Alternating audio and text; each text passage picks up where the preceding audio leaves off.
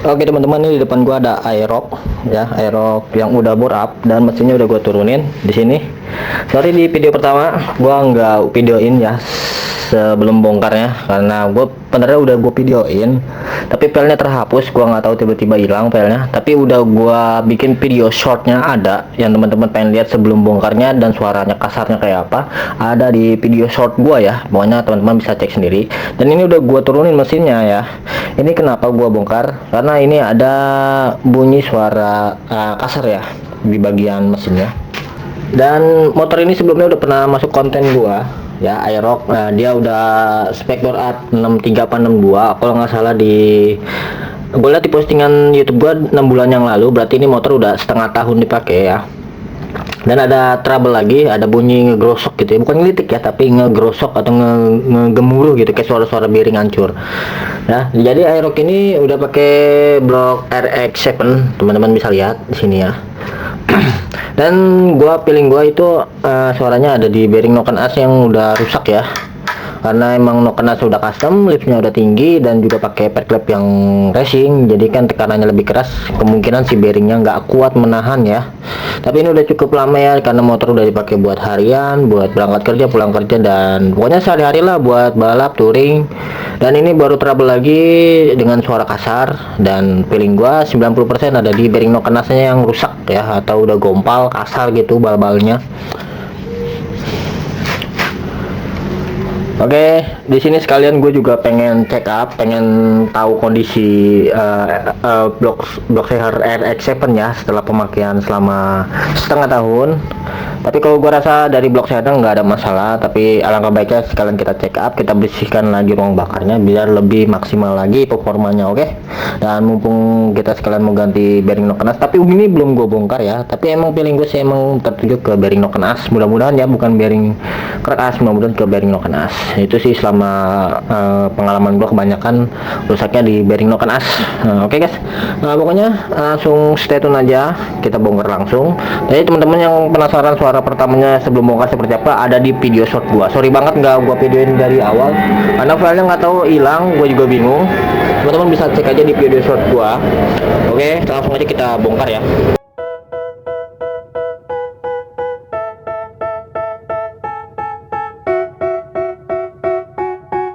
They tell me that I'm never gonna make it. They want me to do something that could make sense. They hate when I keep dreaming I'll be famous, but I don't give a fuck, I'ma keep chasing.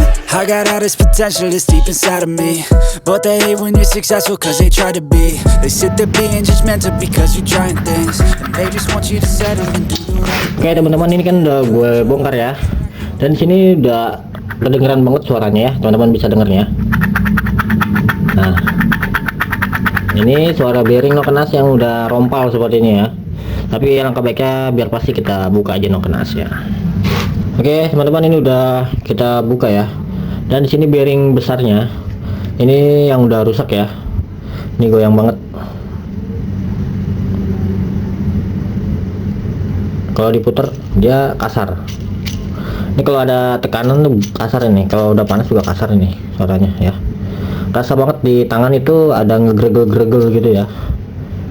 Dan kalau dilihat secara kasat mata, ini ada bal-balnya udah pada gompal ya, bal-balnya. Kalau di kamera nggak tahu kelihatan apa enggak.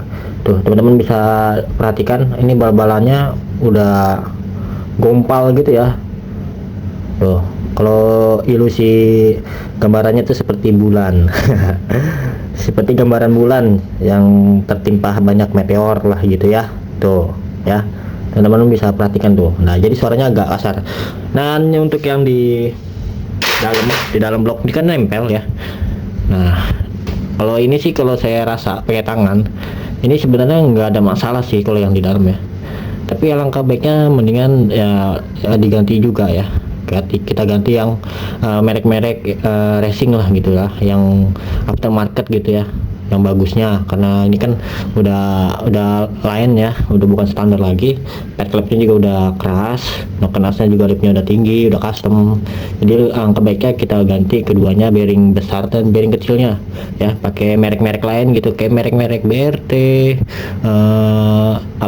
Vito S720, merek VAK, Koyo, pokoknya merek-merek yang bagus lah ya, biar dia tahan temperatur panas juga, biar awet motornya. Dan nanti juga sekalian kita bersihkan ya di bagian ruang bakar intake manifoldnya dan juga exhaustnya tuh. Nanti biar kita bersihkan lagi, kita coating polish lagi biar lebih maksimal. Kita cek langsung di bagian blok sehernya ya. Ya, ini pakai RX7. Kalau nggak salah ini pakai yang di 63 ya. Gue juga lupa. Kalau nggak salah sih di 63. Oke, kita langsung bongkar aja. Seperti apa kondisinya. Setelah pemakaian setengah tahun atau 6 bulan, dipakai sehari-hari touring balap. Ini dia guys. Kalau gue lihat sih ya, kalau gue lihat ini aman-aman aja, guys, aman pokoknya ya, nggak ada baret ya, semua aman terkendali, bersih ya. Kita lihat sehernya.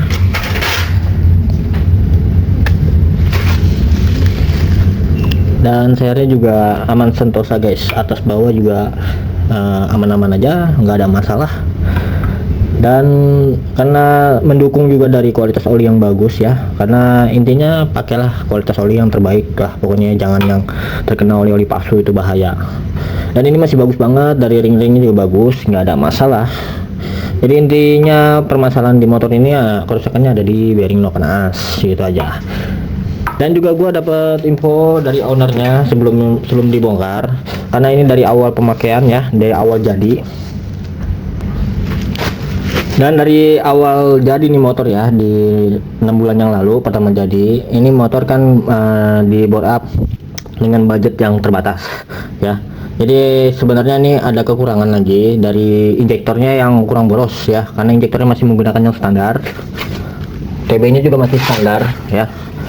Dan belum di porting, belum apa, karena emang buat harian. Cuma kan yang di paling penting itu sebuah injektornya, karena spesifikasinya ini udah bukan standar lagi, udah di 63 ya, hitungannya 180 kalau nggak salah ya, koreksi kalau gua salah, kalau nggak salah di 180 cc. Jadi butuh bahan bakar yang lebih boros ya, karena ini memakai injektor yang masih standar.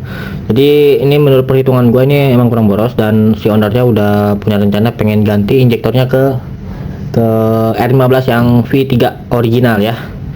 Ini nanti kita ganti injektornya.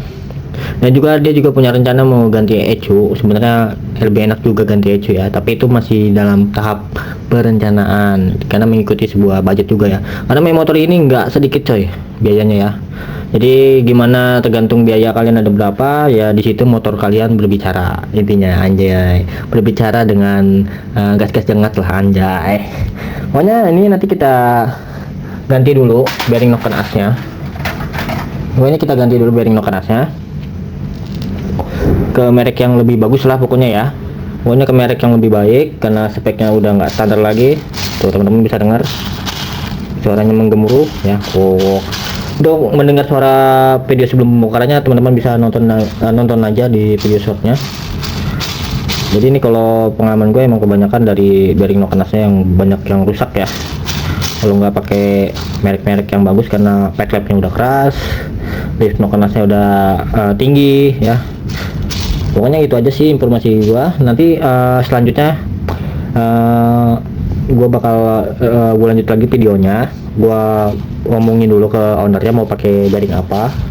Soalnya banyak bearing-bearing yang bagus juga dan harganya juga berbeda-beda. Kalau gua sih rekomendasi pakai VAK atau Koyo. Itu sih rekomendasi. Pakai Vito S720 juga bagus sebenarnya. Bagian packing head nanti ya tetap ya pasti kita ganti. Karena kalau packing ini riskan banget buat riskan banget radiator nyebrang atau kompresi bocor. Kalau udah sekali pakai mendingan ganti yang baru. Oke. Kalau buat sih nanti gue cariin yang tembaga ya, biar lebih bagus. Karena tembaga bahannya bisa melepas panas yang berlebih ya. Ini bawaan dari RX7. tapi nggak bocor. Gue juga nggak pernah pakai lem, alhamdulillah aman. Dan ini ya teman-teman, kalau mau bore up ya pakai RX7 juga bagus. Gue sih merekomendasikan ya. Benar masih banyak merek-merek lain, tapi ya kita nemuin yang merek-merek yang bagus juga, karena ini udah kita coba, ini buktinya udah setengah tahun masih aman juga. Yang penting kualitas olinya tetap dijaga ya, dan juga oktan BBM-nya juga tetap dijaga, dan apalagi ya, terutama bahan bakar juga harus tetap pas ya dengan bore up yang sekarang. Pokoknya itu aja. Gua harus komunikasi dulu kepada ownernya nanti mau pakai bearing apa, terus nanti takutnya dia juga mau naik spek lagi kali aja kan, buat naik stroke lagi atau mau klep gede lagi kan kali aja ya kan. Pokoknya tetap stay tune di video gua, nanti gua lanjut lagi videonya. Oke. 2 hours later. Oke, ini udah gua bersihin ya semua mesin, seharnya juga udah gua bersihin. Ini kondisi masih aman, bagus, jos. Udah gua bersihin pistonnya, dan lalu di bagian head juga udah gua bersihin ya. Tada, udah kinclong, pokoknya udah gua sekir, seal clamp udah gua ganti. Pokoknya ini udah beres. Terus untuk bearing noken AC udah gua pasang pakai Paito, nah, S720 ya, Paito. Untuk bearing dalamnya juga udah gua ganti ya. Nah, tuh kelihatan nggak? Tuh ya, itu ada bal-balan yang dikurung oleh bahan material keramik, anjay, S720 ya. Dan ini tuh bungkusnya tuh, oke. Dan udah kita siapkan juga packing tembaganya, udah kita siapkan. Lalu untuk injektornya udah kita pasang ke TB nya ya, dan TB nya juga udah kita bersihkan. Ini yang udah terpasang, dia ada 10 hole, teman-teman bisa lihat. Nah, fokus, bisa fokus nggak nih? Pokoknya ini udah 10 hole. Nah, kelihatan nggak? Dan ada lambang J, itu original ya. Kelihatan nggak? Kalau kelihatan ya alhamdulillah, kalau enggak ya sudah. Dan ini injektor yang lamanya. Nah, ini injektor yang lamanya, dia 6 hole. Mana ya? Fokus. Nah, kelihatan kan? 6 hole. Ini yang kita pakai cuma dalaman injektornya aja ya, karena nggak PNP. Kalau bawaan punya R15 titiknya beda di sini, jadi nyangkut. Jadi yang kita ambil dalamnya aja. Nah, dan PNP ya. Yang untuk cangkang bawahnya tetap kita pakai yang lama, cuma diambil injektornya aja. Oke, jadi tinggal perakitan aja. Nanti tinggal kita perakitan aja langsung. Untuk perakitannya kita skip aja, dan kita langsung mulai ke langsung ke setting motornya gitu nanti ya. Pokoknya gua rakit dulu lah. Pokoknya tetap stay tune di channel gua bagaimana hasilnya. Let's go.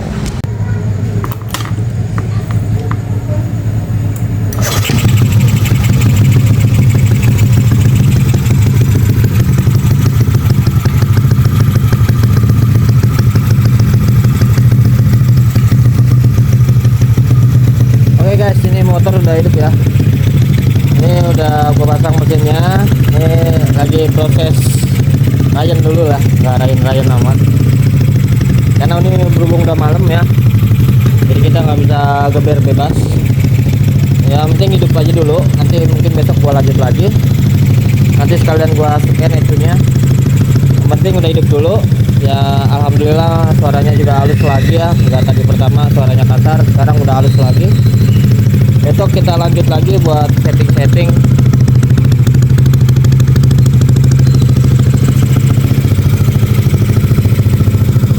Oke guys, pokoknya stay tune terus di channel gua. Besok kita lanjut lagi, soalnya udah malam juga, nggak enak udah geber-geber. Oke, mantap ini mah.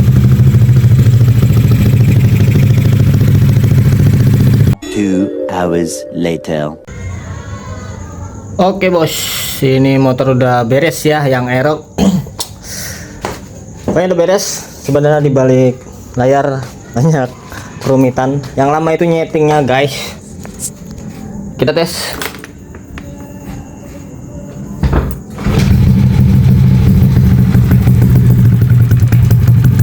Ini mesin masih dingin ya. Kalau masih dingin itu idle-nya bahkan nggak bisa idle kalau mesin masih dingin ya, semenjak perubahan injektor. Tapi ini kan dari awal keluhannya mesin berisik, pergantian bearing no kenas doang. Sekarang mesinnya udah halus lagi, mesinnya udah halus kembali. Dan ini juga pergantian injektor ya, pergantian bearing Taito. Nah, sisa-sisanya kita setting, pergantian oli dan lain-lain lah. Dan sekarang ini udah enak, mesinnya udah halus. Setelah pergantian injektor, apa yang dirasakan? Yang gua rasakan ini RPM-nya rada padat ya, agak padat dari sebelumnya. Dan rollernya juga gua ringanin lagi ke 9 gram. Tadinya rollernya 10 gram, tapi awalnya gua nggak tahu ini motor dipakai ngebut kayak apa, kan yang tahu cuma yang punya. Tapi yang gua rasain ini perubahannya udah mantep banget.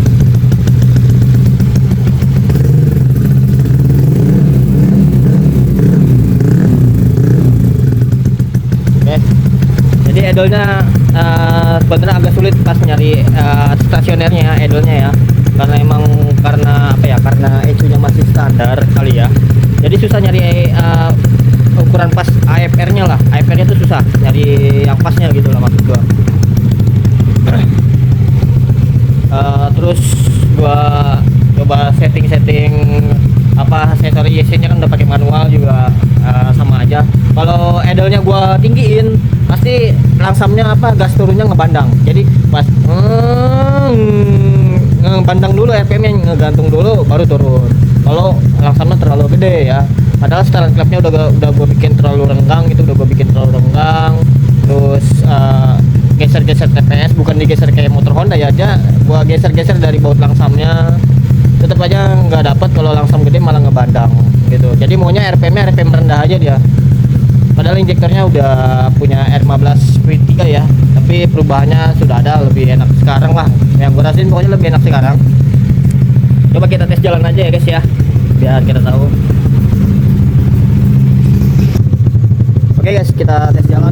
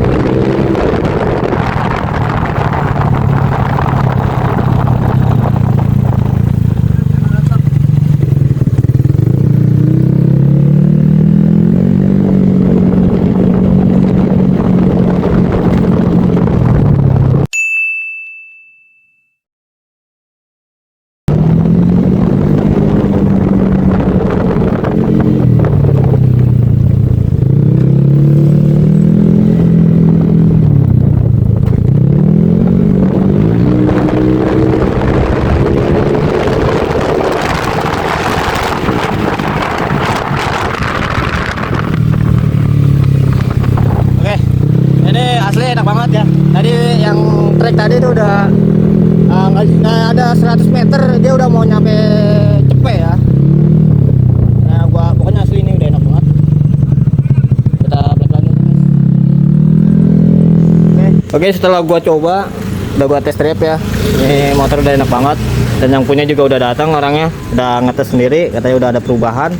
Pokoknya project kali ini pergantian noken as sama injektor R15 V3 udah ada perubahan ya, tinggal ECU-nya aja nih ya. Kapan bos ECU? Karakter THR. Buat THR katanya.